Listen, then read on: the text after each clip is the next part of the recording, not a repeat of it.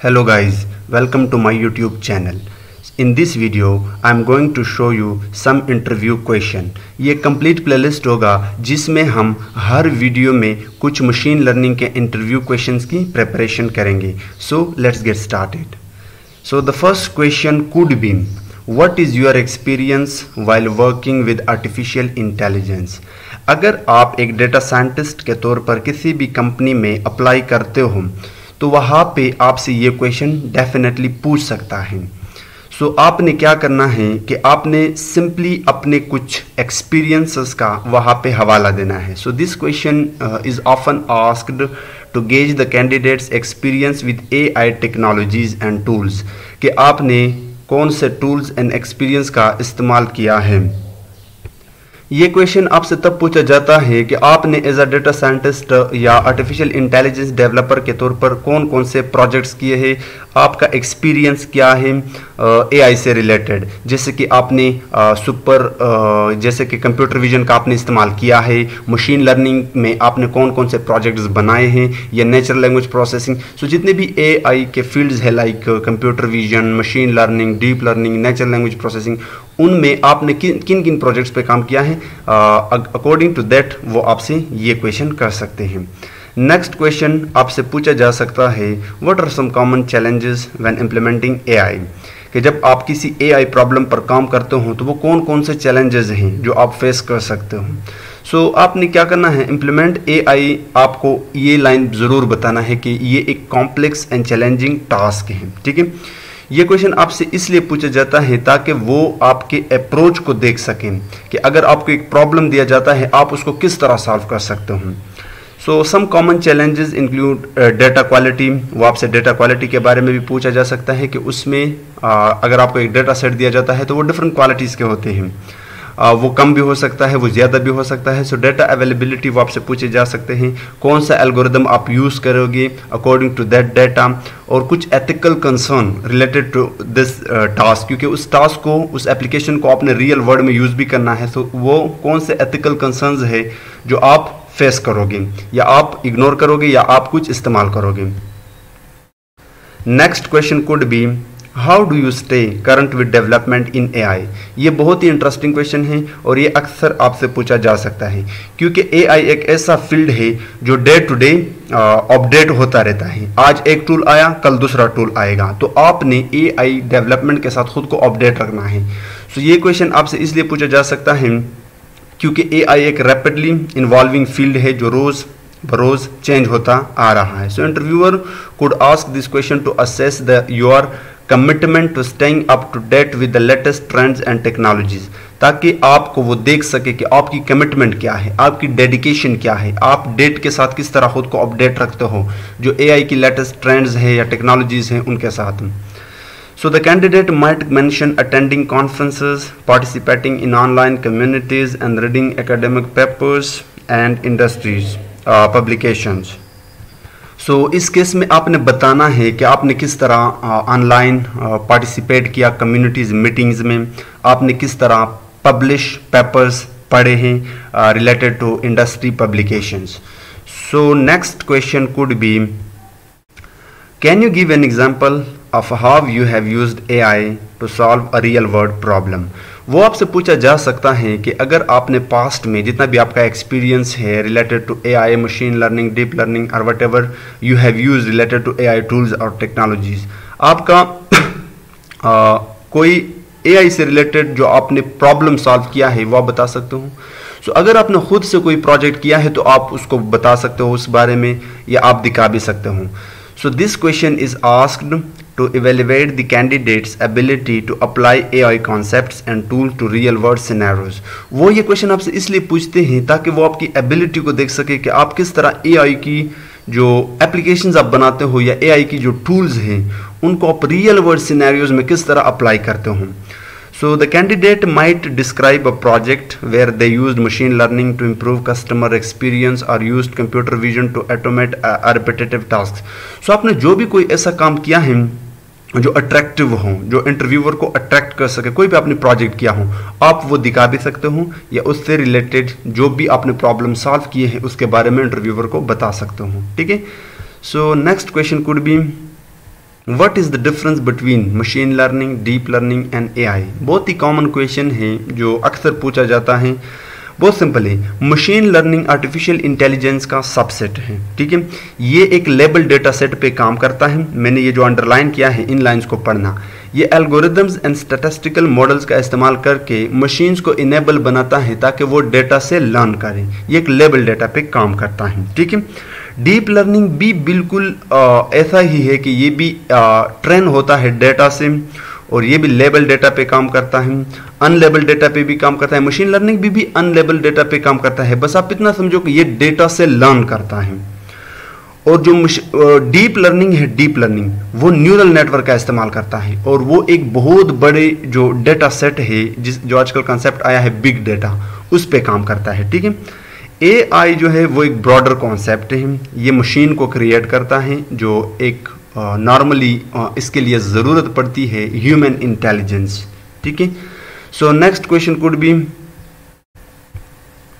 Can you explain the concept of supervise learning in machine learning?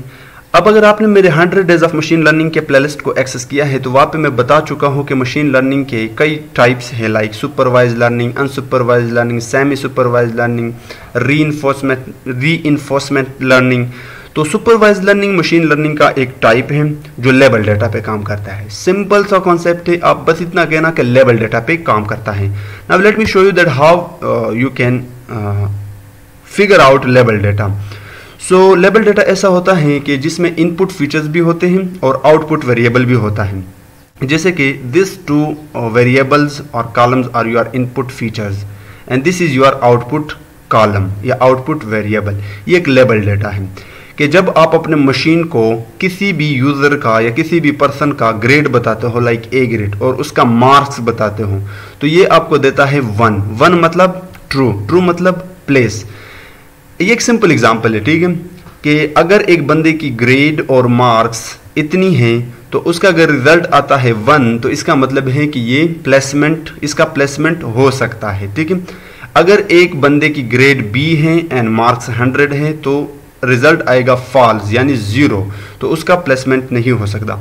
तो these are your input features and this is your output column. तो मतलब जब आपके data के अंदर input features भी हो और आउटपुट वेरिएबल भी हो तो इसका मतलब है कि ये एक लेबल्ड डेटा है। तो जो सुपरवाइज लर्निंग प्रॉब्लम है वो लेबल डेटा पे काम करते हैं। सो next question could B, just let me show you, how do artificial neural network work in deep learning? अब अगर आपने डीप लर्निंग के बारे में थोड़ा बहुत पढ़ा है तो वहाँ पे हम न्यूरल नेटवर्क का इस्तेमाल करते हैं। सो आपने इंटरव्यूअर को आंसर ये देना है कि आर्टिफिशियल न्यूरल नेटवर्क जो होते हैं वो लेयर्स ऑफ इंटरकनेक्टेड नोड्स पर मुश्तमिल होते हैं। यानी artificial neural network consist of layers of interconnected nodes. मैं दिखाऊंगा इसको, where each node performs a simple mathematical operation on its input and passes the result to the next layer. The output of the last layer is the final prediction or decision made by the network. So just let me show you. मैं यहाँ पे ज़्यादा detail नहीं दूंगा because we are just preparing interview.